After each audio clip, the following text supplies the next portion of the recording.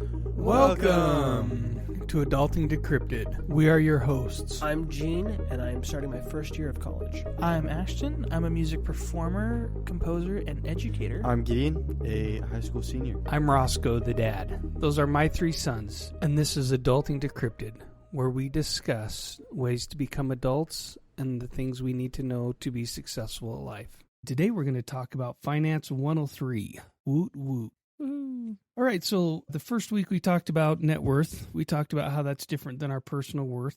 You guys remember back? Net worth was what? Not equal to personal. That's right. But how do you do the net worth mathematical equation? Assets minus liabilities and stuff? Assets and income minus expenses.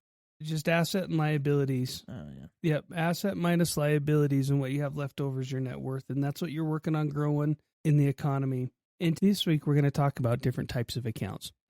Because last time we met, we talked about CSP. What was a CSP? We took it from Ramid. Conscious spending plan. Yeah, conscious spending plan. Well done. This is like a quiz almost with class. What's the prize? The prize is you get to record with me. Oh, what do I get that's unique from Gene and Gideon? You get to feel smarter than them. And it swells your ego a little bit more. Okay, I'll take that, I guess. I'll say I'm normally smarter than them anyway. So. I was waiting for some feedback. I guess they buy into that. They definitely agree, that's for sure. I mean, like life experience, actually, you got it, so. You're giving him a few years, huh, Gene? Yeah. Call me old, but I'm not offended. Well, you graduated college, and I haven't. It's true. So if that's experience, then I've got a lot of it coming out. So we talked about the conscious spending plan. Does everybody has theirs? Did you launch it? Honestly, by the raise of hand, who's done their conscious spending plan and executing on it?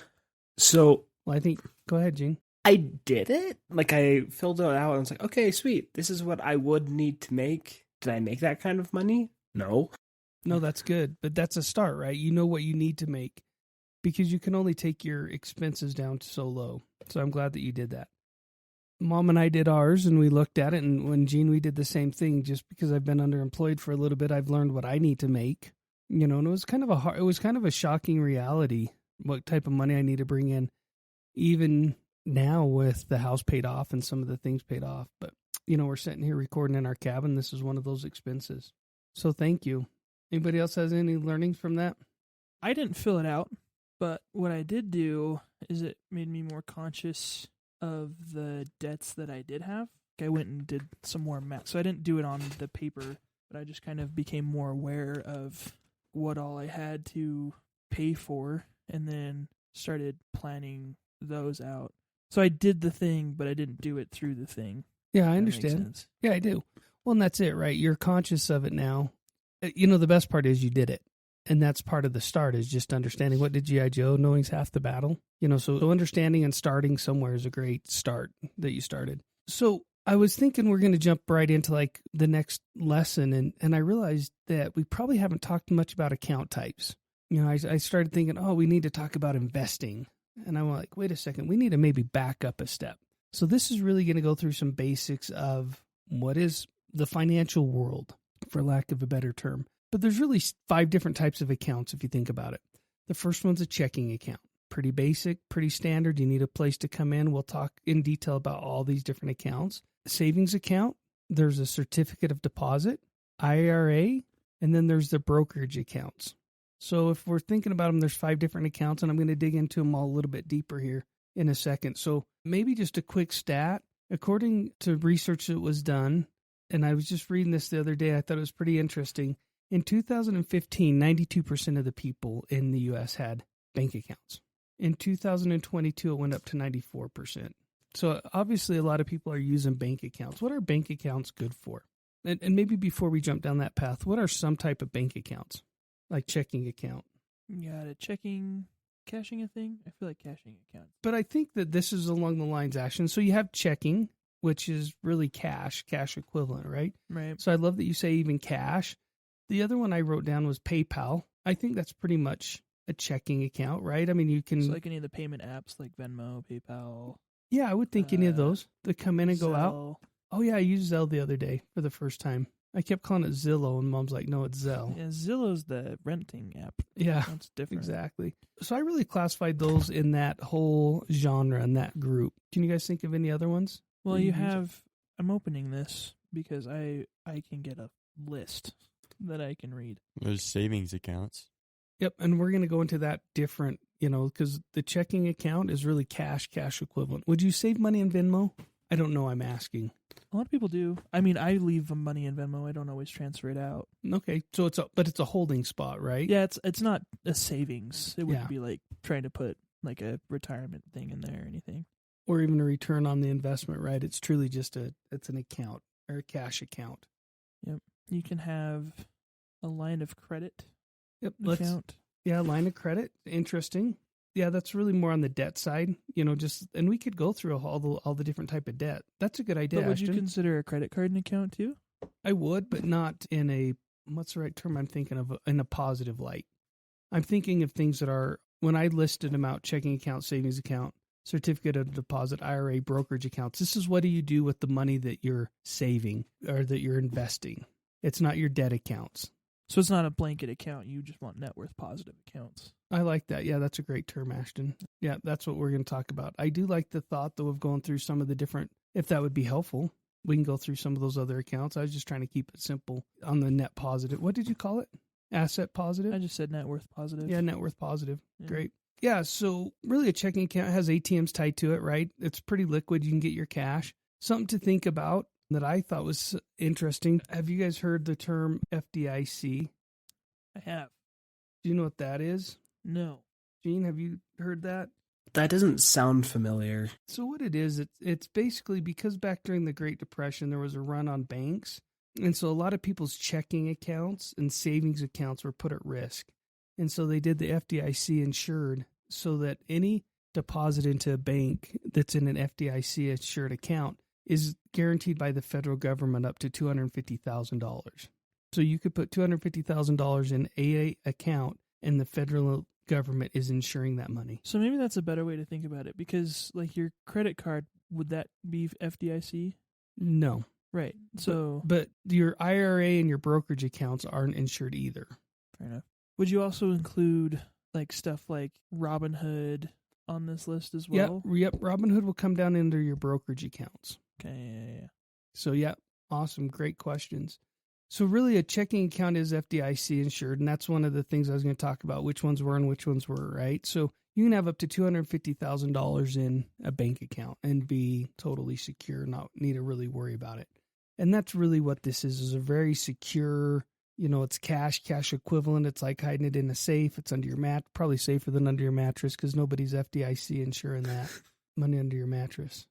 It's one of the things, that's why I bought the better safe that I have is because I was going to start holding some cash and I needed something with some long burn time in case the house caught fire. Because I didn't want everything to catch fire that was in the safe. So yeah, that's checking. Savings accounts. What are savings accounts good for? Saving money? Yeah, just putting money away that you won't use for a while, and it has a higher interest rate. Yeah, it has an interest rate, right? A lot of checking accounts don't have any interest rate. So Gideon, I'm glad that you hit on that right out of the chute. The good thing, and this is where I put FDIC insured, is they are insured, which is a very positive. The tough part is they get like 0.46% interest. I think Sabrina and I were checking. I think hers at America First, it's 0.2. So it's even lower. There is some potential for some earnings, albeit very light earnings. But yeah, it's a good place to throw stuff right out of a checking account into a savings account. As a matter of fact, 89% of Americans actually regularly use their savings accounts. Emergency funds, when we talk about that, when we talked about on the CSP, conscious spending plan, when we talked about saving for vacation, saving for big expenses, this is what we're talking about, is like a savings account. And you might go into the next one, which is a certificate of deposit, but this is where like it's a holding spot where you might be keeping money for a couple months. Is that fair? Mm-hmm. Any questions on savings account? I have one. Where do you guys have your savings accounts at? Mine's just another branch of my checking, like my main account. Yeah, so the same institution. What about you, Gid? Your savings accounts? Yeah, it's the same bank. Yeah, so I pulled up NerdWallet. NerdWallet is a great resource. It's someplace that anybody can go, any listener can just pull up. And it's going to tell you there's some high yield savings accounts right now. Any guesses on who's got some of the highest? You've heard some of these companies, big banks. Who's big banks that you've heard of, or even credit unions? America First is big for us. In Utah, it's a credit union. Banks, Wells Fargo, Chase. Anybody else think of any savings account places? You're just talking about like banking institutions? Yeah, savings account, places that would hold a savings account. Well, the University of Utah has their credit union. I think they call it U First Credit Union now. Perfect. Awesome. And it's around Great a couple example. places. The reason why I'm having you think through these is because I want the listener to think of this as well and realize that there's a bunch of different places. Gideon, I think you just pulled up some stats or something fun. Chase Bank. You had a look. I'm looking at my America First right now. What's your saving? Does it tell you your rate on your savings account? Well, it's not really a savings account. It's a certificate. Okay, let's hold off. Let's get to that in a second. I appreciate you wanting to share that. Okay. On the savings, and this was an eye-opener for me when I was thinking, and this is why I asked you this exercise. I actually went and pulled up from NerdWallet a bunch of different banks and what their savings account rates. They varied from 0% roughly up to 4.3% APR. That means, and guess who that was with? It was with American Express. It's with a credit card company. They actually have a savings account branch. Why do you think they want to have that? So they can loan more money in their credit card. Because if you put in $1, they can load up to $10 on your $1 that you put in with them. And so I always just kept my money at America First. We've already shared it, right? I've kept mine in my local branch, but I've realized that that's silly. I should be looking at ways to put my savings to work, and so why not go get a higher yield savings account? So that's what I'm working on, is getting some of my money transferred over into these different accounts. Yes, it's easy. It's easier under one institution, but if I spread it out, I need to go maximize my savings return on my investment. As long as what? It's FDIC insured, right? And it's still a savings account, meaning or a cash type account where I can go in and pull my money out real easy. I can transfer it either to my credit union to pay a car payment. I can transfer it to me so I can go buy food, as long as it's really easy to access. That's one reason why I like it all in one place, is because if I ever get close to overdraft, what do I have to do? Transfer funds. Yeah. Boom, I'm on my way. Yeah. Okay, any other thoughts on savings accounts? One thing we talked about in the CSP is having an automatic transfer from your checkbook, like your check when it comes in. Let's say you get paid on the 15th. Well, on the 16th, you'd have it automatically pull out a chunk for your vacation, a chunk for your future plans. It'd be fun to have 3 or 4 different savings accounts with all of them having a name and you know what you're working towards. Mom and I, when we were looking for the truck, we pulled money aside and we'd set it aside in an account with the number on it that we said, okay, that's for the truck. So we have enough cash for the truck. We need to do that because our car's starting to get old. But that way we just kept acting like we were making that payment and it was sucking that money there. All right. So Gideon, you kind of pre-jumped this one. What was the next one you want to talk about? I was going to talk about my certificate that I have. Yeah, talk about it a little bit. What is this certificate? The one that I have is just where you put money away for a certain amount of time. I chose 6 months because it had the highest interest rate and the right timing for me. And you just can't really touch it. And then at that 6 months, you get it back and you can either put it in another one or do whatever you want with that money. And you get exactly what you put in there back? No, you get that plus the interest. Yeah, so what's your interest running at on that one? Is that what you just looked at? Yeah, so right now I think it's 5.1. Yeah, so every month they deposit 5.1% interest into that CD, and it grows over that 6 month period. I said compounding too. Yeah, which is also huge, right? Because it's saying that when I put it in, if I started with $5,000 at the end of that first month, I'm going to have $5,030, I think. Quick math. Maybe you're right, maybe you're wrong. Anyways, you'd have a chunk, and then the next month it would roll up, and the next month it would roll up. Yeah, certificates are awesome. You know what's wild about that? Only 6.5% of Americans have a CD. Who here on this call has a CD? Gideon, you said you had one. Yep, you were also raising your hand. Oh yeah, that's right. Gene, do you not have one now? I technically have an account that says a CD, but I used it for the 2 years that I was gone, and I just haven't put anything else into it for another 2 years, so it just sits there. Yeah, but it grew, right? Yeah. So it grew while you were gone, and now you just need to make sure that it's active. Because what happens, 29% of Americans had one. The reason why they stopped doing it, they said it was too time-consuming, and applying for one is too complicated. How hard is it really to apply for a CD? Didn't we just walk in to the bank and just say, hey, do Yeah. this? And they're like, okay. How long? And they're like, okay, yeah, just know there's precautions if you take stuff out. You're like, okay. Yep. Yeah, it took 5 minutes. Yep. And then, but you are locking that up for 5, whatever it is. Let's say for yours was 6 months, right? Good. What happens if you want to take it out on this case? Now, everyone's a little bit different. On your case, do you know what happens if you have to take yours out early? I think I just get deducted some, like, the last month's interest. Correct. So that's why I put mine in there too. And I actually closed. So I used to ladder my CDs, meaning that because it was an emergency fund, I wanted to have access. I wanted it in cash type equivalent. So it's FDIC insured. I wouldn't lose it. I would what they called laddered. So I'd get one that would be due every year. I'd have one coming due, and they're all about $10,000. So that if I ever had an emergency and I could wait till that was due, because that was back when they charged me higher pull-out rates. And some CDs still have that. So you just got to be careful when you go sign up for a CD. Say, what's my withdrawal? I was blown away. We talked about Chase briefly a few minutes ago, Ashton. Yeah. I walked in and I actually took a picture and sent it to your mom.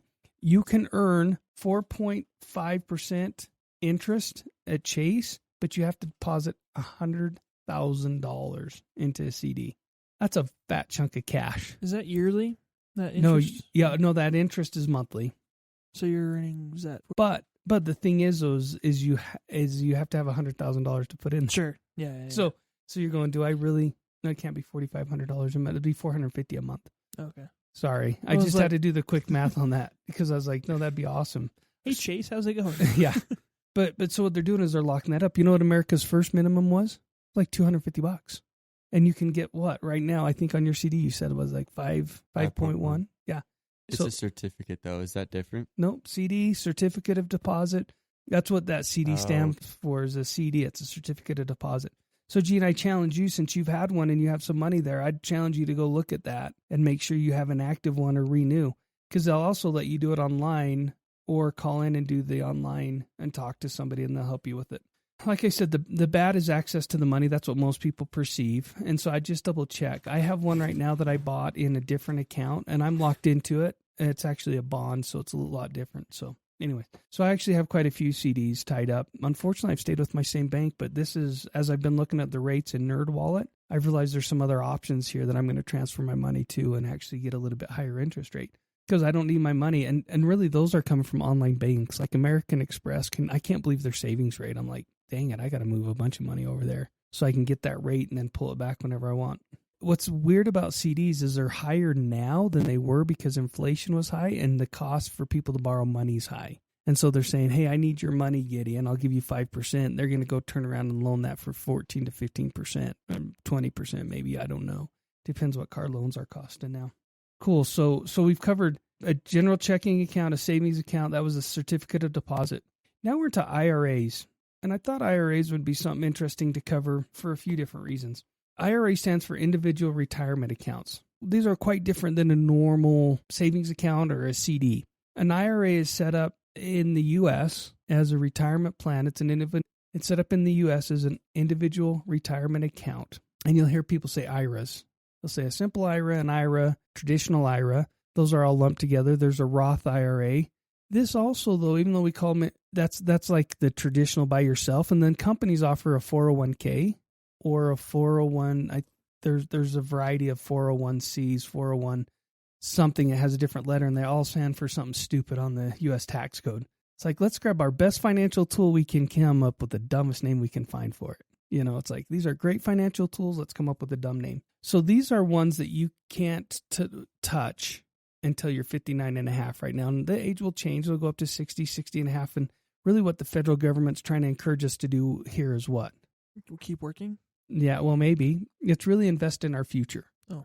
Have something there when we get to a certain age, right? When we're getting to where it's harder to earn money, they're there for that. Now, you can pull out some of this money based on needing a loan for a house, a financial hardship, a medical emergency, or something like that. You can pull out of your 401k or your IRA. You can always get your money. There's just tax penalties tied to it. So an IRA is done pre-tax. So if you made $10,000 and you invested $1,000 of that, you would only be taxed on $9,000. So it's pre-tax. That's a traditional IRA.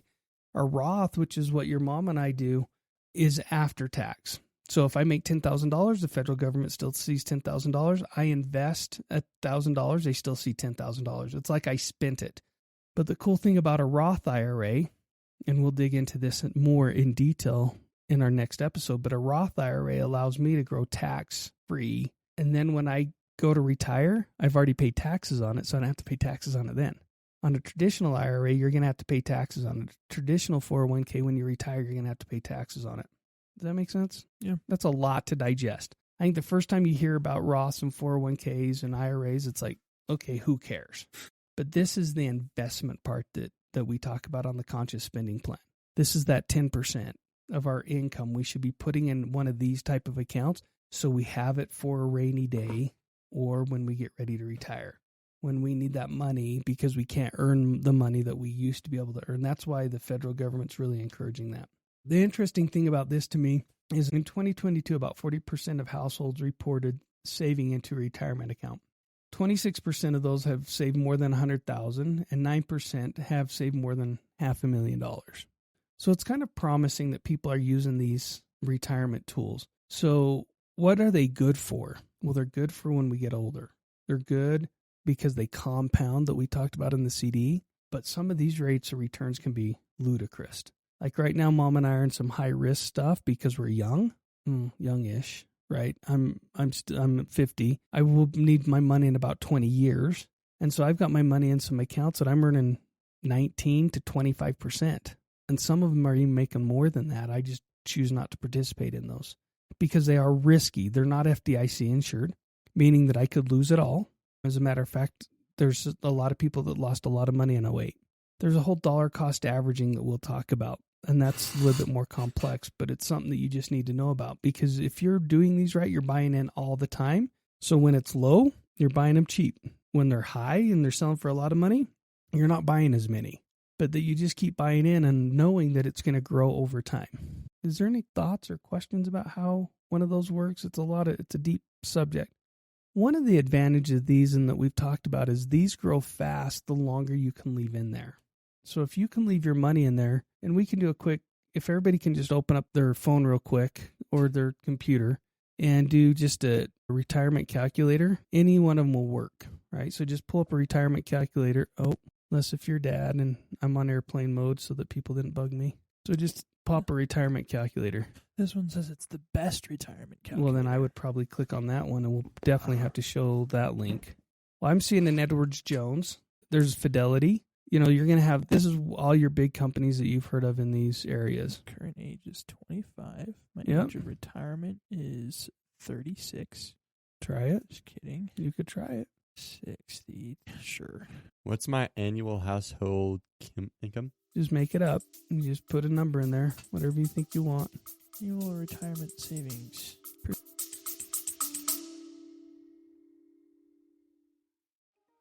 Hello. If you're listening to this right now, that means you're currently listening to an episode of Adulting Decrypted. And let me just say thank you. My name's Ashton, one of the hosts of Adulting Decrypted, and I wanted to steal a quick second of your time to do a shameless little plug. If you've listened to our podcast for any sort of time, you know that we talk about a bunch of different stuff all about adulting. Because our goal is to help individuals in this task we call adulting. Now, we have just revamped the way that we do this. If you go to adultingdecrypted.com, you can see all of our episodes sorted out by category. We've sorted it into financial, practical, emotional, social, and things just for fun. So, if any of those categories are of particular interest to you right now, you can go onto the website, look through there, and see all of our episodes that correlate with that specific thing. This website's completely free to use. It's just another tool for our listeners to find things that are more important to them now.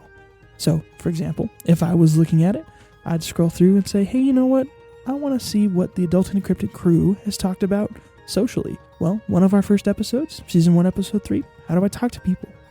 That's where we talked about all about how to talk to people. So if that's something you want right now, you can go find that right now. Also in this one, Season 3, Episode 15, The Power of a Humble Mediator, where we talked to one of my old bosses about his business as a mayor also as a small theater owner. Some really cool stuff. So, if you're looking for a better way to organize through all your self-help podcasts, try adultingdecrypted.com and enjoy the rest of the episode.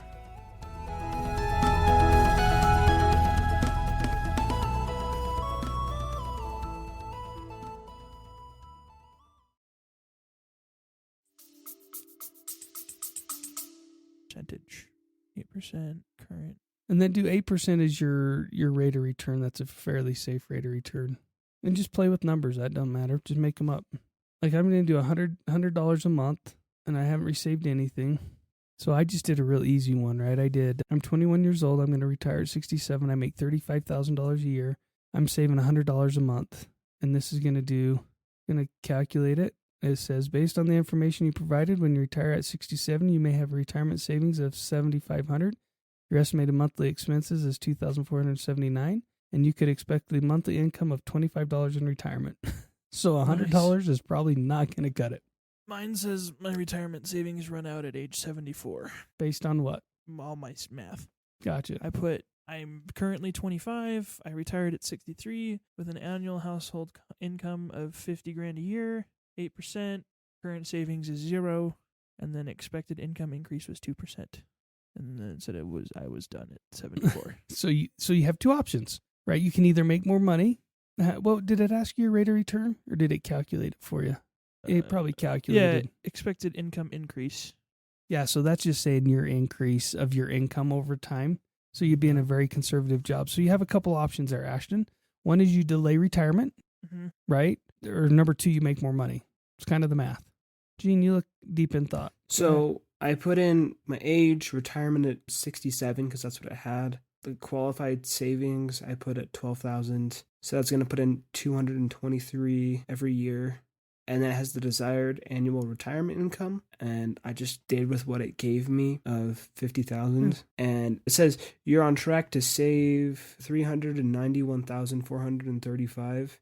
Your total retirement goal is 1.61 million. So it needs attention. So you're gonna it needs attention. So it's telling you you're falling short too. So that's just kind of those retirement calculators are fun to play with and to think about and say, am I on the right track? Right? And if not, what do I need to do to adjust that? And these are really going to always play very conservative because they don't want to give people a false sense of hope. So that's what those are good for, though. So you can look at it and say, okay, Ashton did some quick math, said, I probably need to save a few more dollars.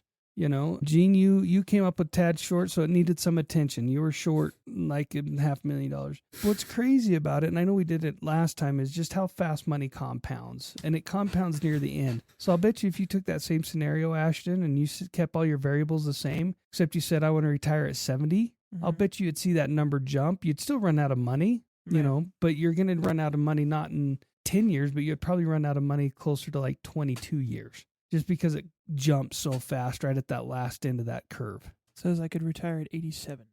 On your current trajectory. Oh, no, sorry. The savings run out at 87 if I retire at 70. So they last 17 years instead of...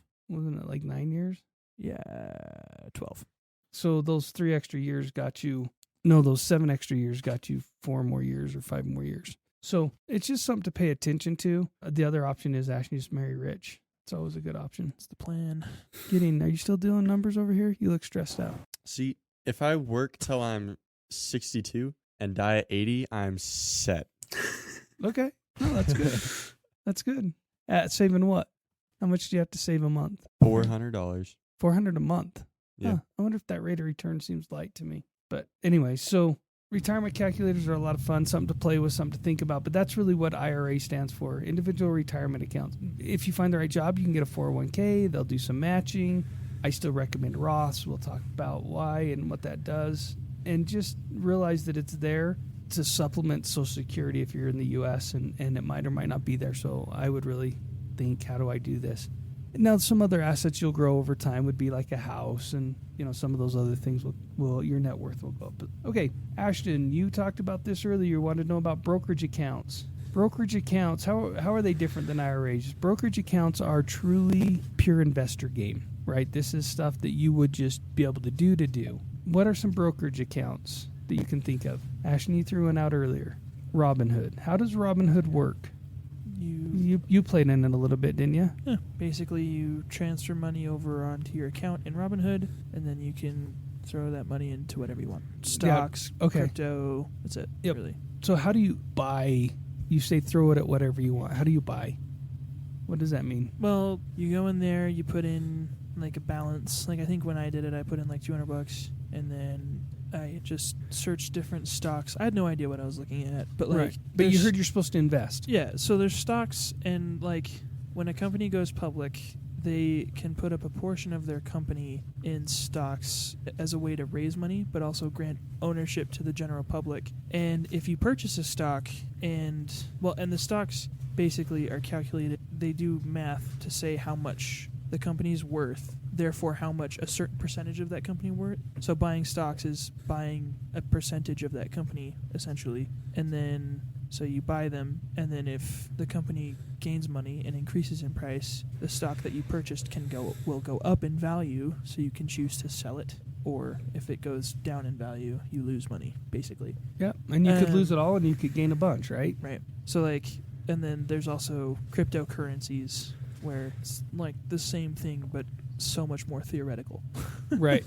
No, I love it. Well, it was weird for us when I started at Ford, because Ford was top 3 company, and then all of a sudden we hit the .com, and some of these companies with zero value were making billions of dollars on sales, and we're like, wait a second, we have all these assets, and those old formulas that they were working until the .coms came, right. And then all of a sudden everybody got in a speculative bot, drove those values up through the sky, and Ford and Exxon and some of your long stable companies were dropping in value, or perceived value. And I love that you said it's all theoretical, because it's a perceived value.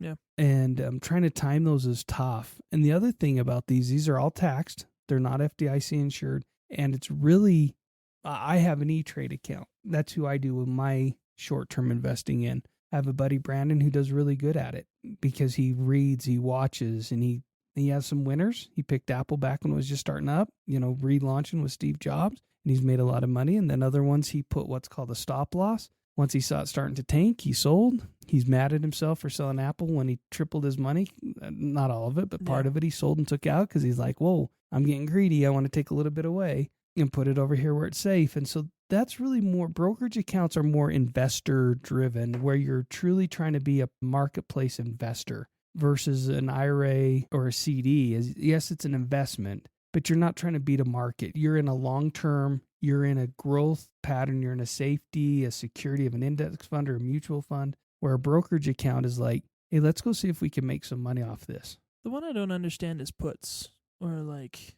We could have a whole night on puts and calls. Right. And we'd have to find somebody different than me. Fair enough.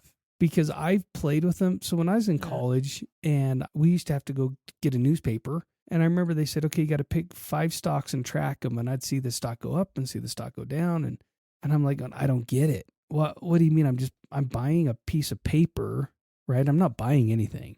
Right. That's what's wild about it. Yeah. So I'm buying this share. And the stock, funny enough, was off of the cattle industry. I didn't know if you didn't know that, but a lot of things they talk about watering down stock, but share is not. Yeah, I mean, it's the same. It's the same. But then they come up with all these complicated ways to make money. So if you have put on a stock, means it can drop at a certain rate, but I'm buying the loss, and then I'm trying to make margin. I'm trying to win on the loss. So somebody else is going down, and then I call that put. I'm like, hey, I want that. Yeah. And so the risk on some of that is it can become a financial risk if you're not careful, because you're doing a line of credit that you're going to have to pay back. Yeah, that's just the one that doesn't make sense to me. But it's funny because I just saw, like, Boeing recently has plummeted in stock value because their planes suck. I mean, they're all great, but they've clearly cut some corners. But a guy who was on one of the flights, at least purportedly, you can't believe everything you see on the internet. But what? Yeah, I know. He was asking Reddit, he goes, is it considered insider trading if I'm currently on a plane that's window just blew off to set a bunch of puts on Boeing because I know this is going to tank their stock? And everyone was like, nah, right place, right time. Yeah, no, it's because at that point in time, it's public knowledge, right? And is it in public domain, right? Now, if he was in a boardroom and he heard that, like I've had to sign disclosure papers because I've been in certain spots in a company where I couldn't do any stocks or any trades. Even at Amazon, had no authority, but I couldn't sell my Amazon stock within 60 or 90 days of being in certain meetings. Right. If only you were in Congress, you could take advantage of all of it. Oh, yeah. Oh, sorry, my bad. If you track that, there's some, what would Nancy do? Yeah. And Nancy's and they say, hey, you should follow just where she's investing her money and you'll make great returns. Okay, so that's a lot of conversation, a lot of talk about. We'll have some good notes. We'll have some links in our episode notes so that you can go in and do some more digging on where to put those. So just be aware that there's a lot of opportunities out there. Fidelity, JP Morgan, Charles Schwab, Robinhood, E-Trade. Anybody want to sponsor us out of that group, let us know. We're always up to pimp out your name. I have a Fidelity account if you want to, if somebody wants to give us some kudos for that. As a matter of fact, in our episode 104, we're going to actually open up our first IRA accounts and start learning how to do that so you guys can start being set up for that. Listener, thank you for your time. Gideon, do you have any thoughts or takeaways? Of course. We would love to hear all your guys' stories and inputs. So if you have anything that you gained from this episode that you would like to share, please message us on any of our social medias, DM us, or email us at adultingdecrypted@gmail.com. You can find all those on our website, or just look us up on your favorite social media, and we should be there. We'd love to hear those, and we can share them on the podcast too if you want. So even better. Thank you. We'll talk to you later. Thank you. Thank you for listening to this week's episode of Adult and Decrypted. We really enjoyed having this week's conversation, and we hope you did as well. If you ever want to comment on the topics, you can send us a message to our website, adultingdecrypted.com, our email, adultingdecrypted@gmail.com, or through our Instagram, Facebook, and LinkedIn accounts at adultingdecrypted. If you have any topics for the show that you would like us to talk about, or if you are a parent and want us to talk about something your kids should know, send us a message on any of the accounts mentioned. If you would like to be a guest or have an idea for someone you think we should have on our show, feel free to send us an email detailing your thoughts to adultingdecrypted@gmail.com. Adulting is teamwork. We have merch. If you want to show off your Adulting Decrypted pride, check out our website, adultingdecrypted.com, or our partner website with shop.spreadshirt.com/adulting-decrypted. Lastly, if you enjoyed the show, please consider supporting us on our Patreon at Adulting Decrypted. Along with the benefits that come with our Patreon, and trust us, there are some pretty good ones in there, you will not only be helping us continue in the effort to make great content, but you will be part of a community of individuals all trying their best to adult. We appreciate you listening, enjoying, and leaving your positive reviews.